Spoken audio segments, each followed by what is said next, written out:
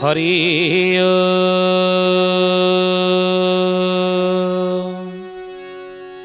ओम भूर्भुवः स्वः तत्सवितुर्वरेण्यं भर्गो देवस्य धीमहि धियो यो नः प्रचोदयात्।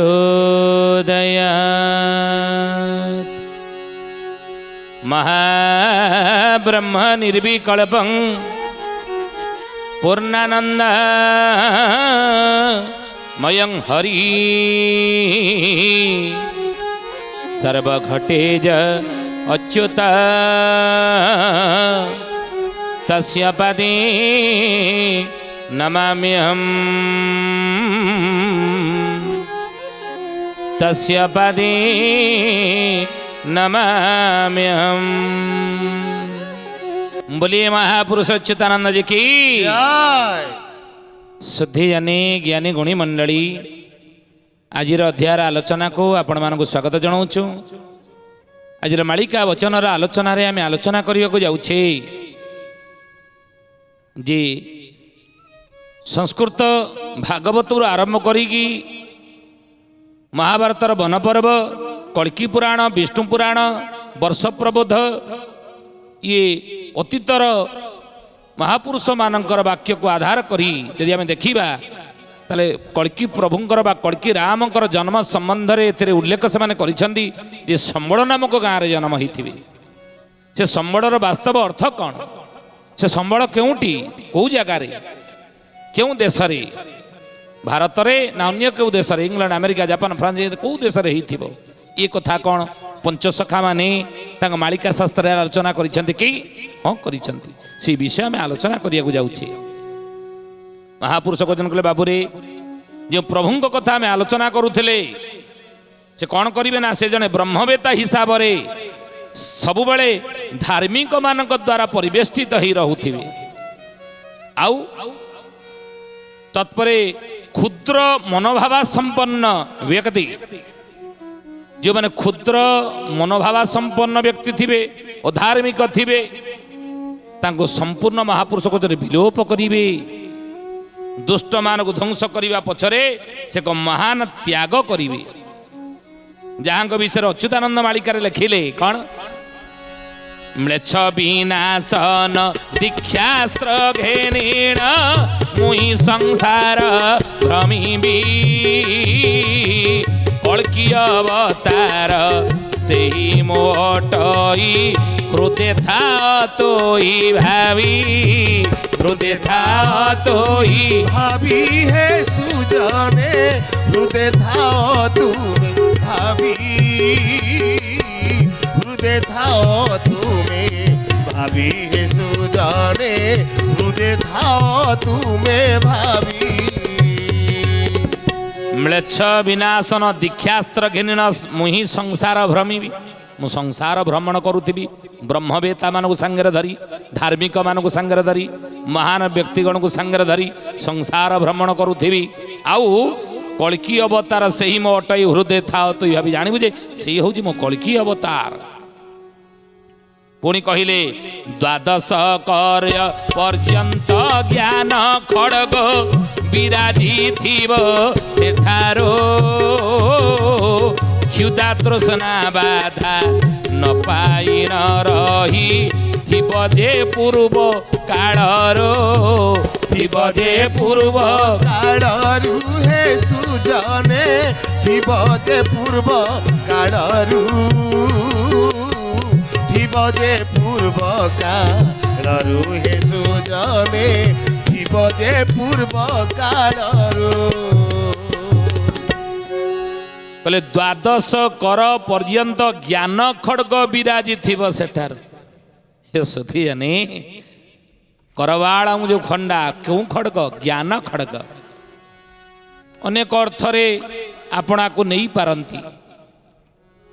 ज्ञान खड़ग म्लेच्छ कहा को आमे कहिबा म्लेच्छ की काम क्रोध लोभ मोह मद मच्छर याकू मध्य म्लेच्छ कुआ जाई पारे काम शक्ति देशे प्रबल बढ़िब कामरे होइबे ओळा कहती अज्ञान अनंत जे बाबो सुण रे ब्रज कुमारा सुण रे ब्रज कुमार हे सुजाने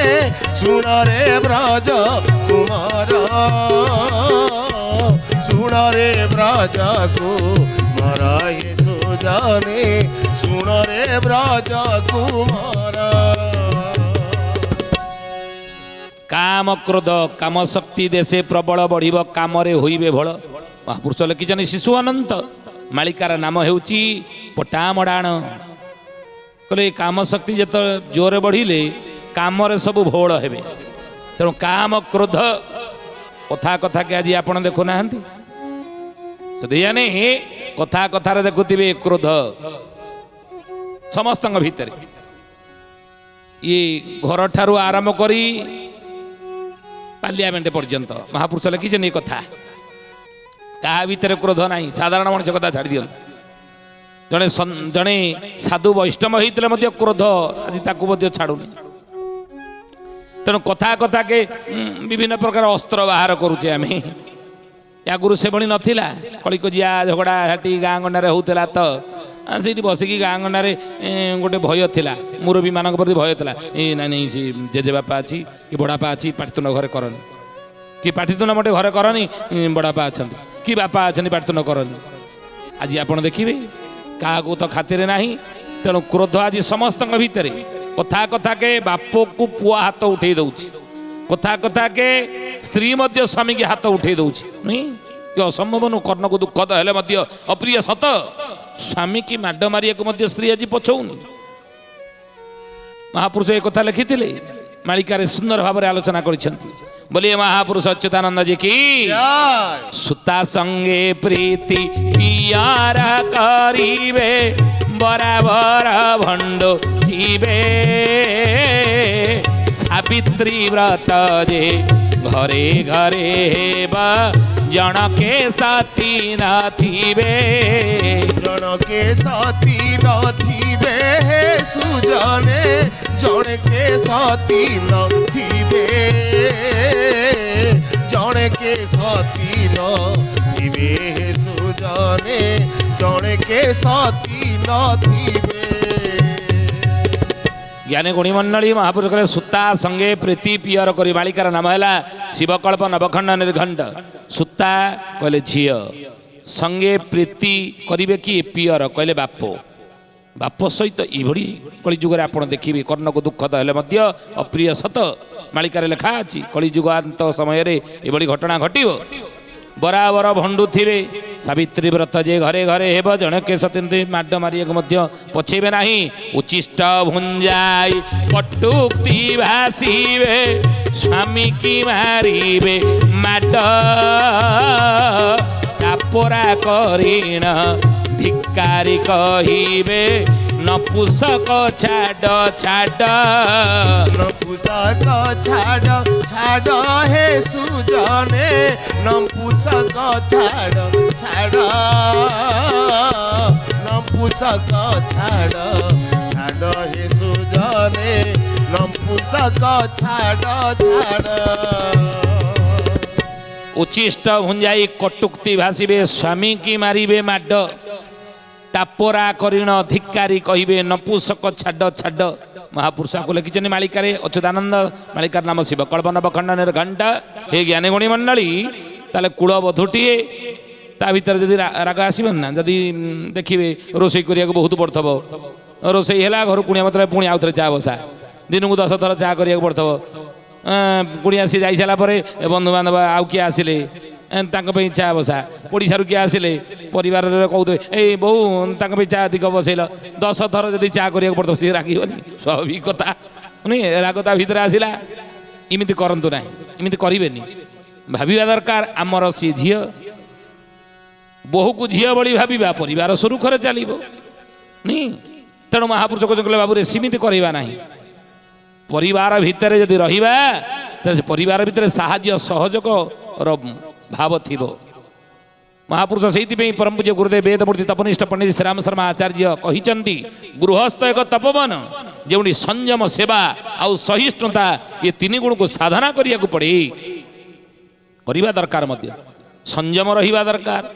सहयोग रहिबा दरकार परस्पर प्रति नहीं सी बाई सारा पर सी तो बहु सी खटबनी कहीं आम खटार साहाय्य करवा कम को बांटिकी नवा कम बांटी देवा ना सी रोषे कर साहाय्य करवा बासन माजिबा आम केतल माजिदेवा सेमती ना अने कहती स्त्री केवल बासन माजिब मु स्वामीटा मु पुरुषटा मु कौन माजिबी कहीं सेमती कौटी लिखा जाइए कोटी पुरुष कि स्वामी बासन माजिब ना सबु काम समस्ते आम करवा दरकार परिवार रे वैकुंठ समान अटे से ही घर बाबो अटे से ही घर परस्पर स्नेह जही आए निरंतर बाबो थाए निरंतर वैकुंठ समान आहा अटे से घर हेउची संसार रे पृथ्वी रे वैकुंठ समान कौ घर ना जो घरे परस्पर स्नेह रही परस्पर सहयोग रही परस्पर से भल संपर्क रही आम वैकुंठ बोली कहवा केत रही साहाय्य सहयोग रहिले ना ये स्नेह रहिले ना आम नाई स्वामी कह मैंने मत अटा स्वामी केत चकड़ दौब केत स्वामी बासन मारिदेव केत सी झाड़ू फाड़ू करदेव घर द्वार ये कम करवा दरकार कहले परिवार वैकुंठ समान भाव आसो वैकुंठ भली परिवारटा लगे जदि न हम लगे तेणु महापुरुष से कथा कहले बाबूरे उचिष्ट भुंजाए कटुक्ति बासीबे स्वामी की मारिबे माड टापरा करिण धिकारी कहिबे नपुसक छाड़ छाड़ आजिकल आप देखिए ये घटना घटवार आउ बाकी नाही तेणु काम क्रोध लोभ मोह मदमच्छर क्रोध से आसब तार गोटे सीमा रेखा अच्छी यदि स्वामी पर स्त्री राग आसीगला सांगे सांगे हाथ उठी दूची ये घटना घटवा बाकी नहीं आगु देढ़शुर सामने भाई बो छिड़ा होना एवं कानी छाड़ी छिड़ा होना ये भली घटना घटवा बाकी नहीं तेणु महापुरुष कहले से क्रोध अतीतर गोटे सीमा रेखा पर्यंत था कि से क्रोध जोर बढ़ी जाइए लोभ हाँ आगु लोभ था कि लोभ ए प्रचुर मात्रा लोभ नाई कटक गोटे जगह कि भुवनेश्वर दुटा प्लट किनिया दरकार ना से अमकी जगार गोटे केते रहबू श्मशान रे पोड़ा हवा भाई केते दरकार जगह सेतिकी जगह जेतिकी जगह तू पोड़ा हवा दरकार सेतिकी अच्छी तो यथेष्ट हाँ किसी चलवाई दरकार आवश्यकता दरकार खाद्य वस्त्र बासगृह मनीष गोटे नित्य आवश्यक जिनस नहीं मौलिक आवश्यकता खाद्य वस्त्र बासगृह ये तीन टा रहिबा दरकार हाँ आवश्यक अनुसार आम रोजगार करवा आय करवा किंतु लोभ प्रबल मात्रा हो तेणु काम क्रोध लोभ मोह मद मच्छर ये तले प्रबल रु प्रबलतर हो ही म्लेच्छ कहते ये हूँ म्लेच्छ जा भर बहुत है मोटे परिवर्तन सी है ताले कौन से म्लेच्छ को विनाश करेंगे से दुर्गुण जदि न गला महापुरुष कहते बाबू रे ताले शरीर विचार बदला ना शरीर बदलिया प्रस्तुत हो जाओ बोलिए महापुरुष अच्युतानंद जी की तेणु महापुरुष से कथा कहले द्वादश कर पर्यंत ज्ञान खड़ग विराजी थिबा सेठारो क्षुदा तृषा बाधा न पाइण रही थिब से पूर्व काळरो थिब से पूर्व काळरू हे सुजने थिब से पूर्व काळरू थिब से पूर्व काळरू हे सुजने थिब से पूर्व काळरू द्वादश पर्यंत ये ज्ञान खड़ग तेणु ये ज्ञान रूपक खड़ग रे ये काम क्रोध लोभमोह मदमच्छर को ये म्लेच्छ को षड़रिपु को प्रभु विनाश करिवे महापुरुष लिखिचंती एक कथा मालिका शास्त्र रे मालिकार नाम है 64 पटल अच्युतानंद महापुरुष मालिकार नाम है 64 पटल गुप्त कथा मो तो आगे कहिली सुनी हुओ तुझे तो सा गर्वदंभ अहंकारी केते बेले बड़ाओ नाही मानस बड़ाओ ନାହିଁ ମାନସ ହେ ସୁଜନେ ବଳାଅ ନାହିଁ ମାନସ ବଳାଅ ନାହିଁ ମାନସ ହେ ସୁଜନେ ବଳାଅ ନାହିଁ ମାନସ। ଗୁପ୍ତ କଥା ମୁଁ ତୁ ଆଗେ କହିଲି ଶୁଣି ହୋଇଥାଅ ତୋଷ। ତୋଷ ମାନେ ସନ୍ତୋଷ ହେଇଥା। ଏ ରାମଚନ୍ଦ୍ର ଇଏ ଗୁପ୍ତ କଥା 64 ପଟଳରେ ଅଚ୍ୟୁତାନନ୍ଦ କହୁଛନ୍ତି ତୁ ଇଏ ଗୁପ୍ତ କଥା ୟାକୁ ଶୁଣିକି ତୁ ସନ୍ତୋଷ ହୋଇକି ଥା। ଆଉ ଗର୍ବ ଦମ୍ଭ ଅହଙ୍କାର କେତେବେଳେ ବଳାଅ ନାହିଁ ମାନସ। ଗର୍ବ ଦମ୍ଭ ଇଏ କେତେବେଳେ ମନ ଭିତରେ ତୁ ଆଣେ ନା। କାହିଁକି ଗୋଟେ ବିରାଟ ପରିବର୍ତ୍ତନର ସମୟ ଆସୁଛି ଯାହାକୁ କି କଳ୍କି ପୁରାଣର 5ମ ଅଧ୍ୟାୟ ଶ୍ଲୋକ ହେଲା 43-44। ଏ ଶ୍ଲୋକରେ କହିଲେ ସଂସାର ବଧି ବିଳାସ ଲାଳସମତି ଶ୍ରୀ ବିଷ୍ଣୁ ସେବା ଧରୁ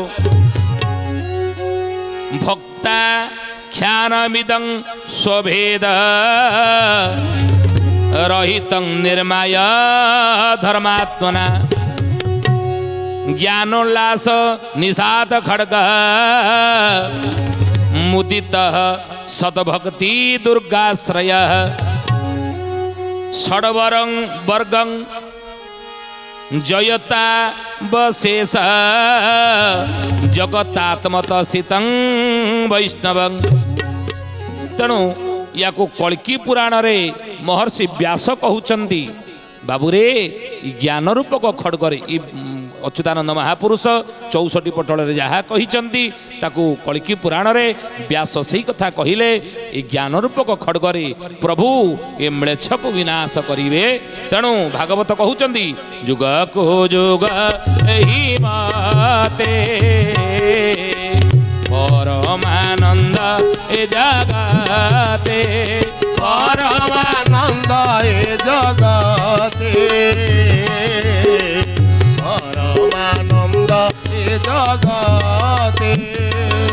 सबु जुगरे प्रभु यही काम करती सत्य त्रैतया द्वापर कली जुगरे मध्य सही काम करिवे। भागवतर एकादश स्कंदरे अति बड़ी जगन्नाथ दास एक कथा उल्लेख कले। आउ धरणी मध्य अवतारी खेलई नाना रूप धरी गोविंद गोविंद गोविंद मधुगाड़ुची मकरंद। धरणी मध्य अवतरी खेलई नाना रूप धरी शुद्धि जने से रूप पूजी नर नारी माया संसारो जानती तारी माया संसारू जानती तारी माया संसारू जानती तारी। से रूप पूजी नर नारी माया संसार जानती तरी। भागवतर एकादश स्कंदरे अति बड़ी जगन्नाथ दास ए पद को लेखेले। तेणु प्रभु ज्ञान रूपक खड्गरे ए म्लेच्छ को विनाश करिवे। साधु सन्त मानक सांगरे नेबे ब्रह्मवेत्ता मानक सांगरे धरी अवनी भ्रमण करिवे। एवं कोड़ी जन्म होइतिबे ना संबल नामक गाँ जाकू 13 जन्म शरण रे अच्युतानंद महापुरुष लिखिचंदी सुंदर भावरे राम रे संबल ग्राम रे विष्णु जसा घरे प्रभु जाहु जनमिबे गौड़ल प्रभु जाहु जनमिबे सुधर्मा सभाटी श्री जाज्र नगर रे प्रभु आपे विस्तारिबे। जय जगन्नाथ जय जगन्नाथ जय जगन्नाथ जय जगन्नाथ। से जहाँ को पुराण शास्त्र रे व्यास महर्षि लिखिले संबल गाँ से संबल नामक गाँ कथा महापुरुष अच्युतानंद मध्य 13 जन्म शरण रे कहिचंती। संबल ग्राम रे विष्णु जसा घरे विष्णु जसगान करुथिबा व्यक्ति घरे प्रभु जो जनमिबे स्वधर्मा सभा स्वधर्म समस्ते स्वधर्म को पालन करंतु। यही कथा चेते स्वधर्मा सभाटी श्री जाज्र नगर रे प्रभु आपे विस्तार आ बहुत तत्व अच्छी दर्शन अच्छी या बुझा दरकार। हे ज्ञानीगुणी मंडली स्वधर्मा सभा आम कहते इंद्रंकर सभार नाम को स्वधर्मा सभा कहती। तेणु स्वधर्मा सभा केतबेले हुए ना स्वधर्म को पालन करने समस्ते निज निज धर्म को पालन कर। ବ୍ରାହ୍ମଣ ତାଙ୍କ ବ୍ରାହ୍ମଣ ଧର୍ମ ପାଳନ କରନ୍ତୁ, କ୍ଷତ୍ରିୟ କ୍ଷତ୍ରିୟ ଧର୍ମ ପାଳନ କରନ୍ତୁ, ବୈଶ୍ୟ ବୈଶ୍ୟ ଧର୍ମ ପାଳନ କରନ୍ତୁ, ଡାକ୍ତର ତାଙ୍କ ଡାକ୍ତରୀ ଧର୍ମକୁ ପାଳନ କରନ୍ତୁ, ଜଣେ ଶିକ୍ଷକ ଶିକ୍ଷକତା ଧର୍ମ ପାଳନ କରୁ। ଶିକ୍ଷକଟି ହେଲେ ତାର କ'ଣ ନୀତି ନିୟମ ରହିଛି, କିଭଳି ଭାବରେ କେଉଁ ନୀତି ଆଦର୍ଶରେ ଚଳିବା ଦରକାର ତାକୁ ସେ ପାଳନ କରିବା ଦରକାର। ଜଣେ ଶିଷ୍ୟ ତା ଶିଷ୍ୟ ଧର୍ମକୁ ପାଳନ କରୁ, ଜଣେ ପୁଅ ତା ପୁତ୍ର ଧର୍ମକୁ ପାଳନ କରୁ, ଜଣେ ବାପ ପିତା ତା ପିତା ଧର୍ମକୁ ପାଳନ କରୁ, ଜଣେ ପତ୍ନୀ ତାର ପ୍ରତି ପତ୍ନୀ ବ୍ରତ ଧର୍ମକୁ ପାଳନ କରୁ। ସ୍ୱଧର୍ମରେ ସମସ୍ତଙ୍କୁ ନେବା ପାଇଁ ପ୍ରଭୁ ଜ୍ଞାନର ପୋକ ଖଡ଼ଗରେ ଏ ସଂସାର ମ୍ଲେଚ୍ଛକୁ ବିନାଶ କରିବେ। ମହାପୁରୁଷ ଏ ଉକ୍ତି ଦେଲେ। କେଉଁଠି ଜନ୍ମ ହୋଇ? ସମ୍ବଳ ନାମକ ଗାଁ। କେଉଁଠି? ଏ ଜ୍ଞାନଗୁଣୀ ମଣ୍ଡଳୀ ଏତ ସମୟ ହେଇଛି ବାଣୀକି ବିରାମ ଦେବା ପ୍ରଭୁଙ୍କର ନାମ ନେଇ। କିନ୍ତୁ ତା ପୂର୍ବ ଜଣେ ଭକ୍ତର ନାଁ କହିବା। କିଏ ସେ ଭକ୍ତ? କ'ଣ ତାର ନାଁ? କେଉଁଠି ତାର ଜନ୍ମ? ବୋଲେ ଧାରପୁରେ ଦ୍ୱିଜ କୂଳେ ଜନ୍ମ, ଧାରପୁରେ ଦ୍ୱିଜ କୂଳେ ଜନମ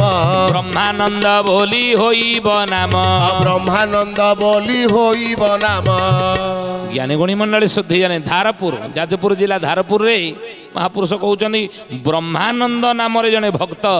ଦ୍ୱିଜ କୂଳ କଲେ ବ୍ରାହ୍ମଣ କୂଳରେ ଜନ୍ମ ହେଇଥିବ। ଲେଖି ରଖନ୍ତୁ। ହେ ଜ୍ଞାନଗୁଣୀ ମଣ୍ଡଳୀ ଶୁଦ୍ଧି ଜାନେ ଭକ୍ତର ନାଁ ଆପଣ ପରେ ଠାବ କରିବେ। ଆଜି ତ ସମୟ ହେଇଛି ବାଣୀକି ବିରାମ ଦେବା। ସେ ପ୍ରଭୁଙ୍କର ନାମ ନେଇ ବୋଲା ହରି ବୋଲା ହରି ବୋଲା ବୋଲା ହରି ହରି ବୋଲା ହରି ବୋଲା ହରି ବୋଲା ବୋଲା ହରି ହରି। ଜୟ ଜଗନ୍ନାଥ ଆଦି କନ୍ଦ ମଦନ ମୁରାରୀ, ଜୟ ଜଗନ୍ନାଥ ଆଦି କନ୍ଦ ମଦନ ମୁରାରୀ। ବୋଲା ହରି ବୋଲା ହରି ବୋଲା ବୋଲା ହରି ହରି। ବୋଲା ହରି ବୋଲା ହରି ବୋଲା ବୋଲା ହରି ହରି। ଶୁଦ୍ଧିଜନୀ ଆଜି ପାଇଁ ବିଦାୟ ଦିଅନ୍ତୁ। ପୁଣି ଆସନ୍ତା ଅଧ୍ୟାୟରେ ଭେଟ ହେବା। ରହୁଛୁ। ହରି ଓମ୍ ଶାନ୍ତି ଶାନ୍ତି ଶାନ୍ତି ସର୍ବାରିଷ୍ଟ ସୁଶାନ୍ତିରେ ଭବତୁ। ପ୍ରାର୍ଥନା ଆମ ଆନନ୍ଦର ଉତ୍ସ।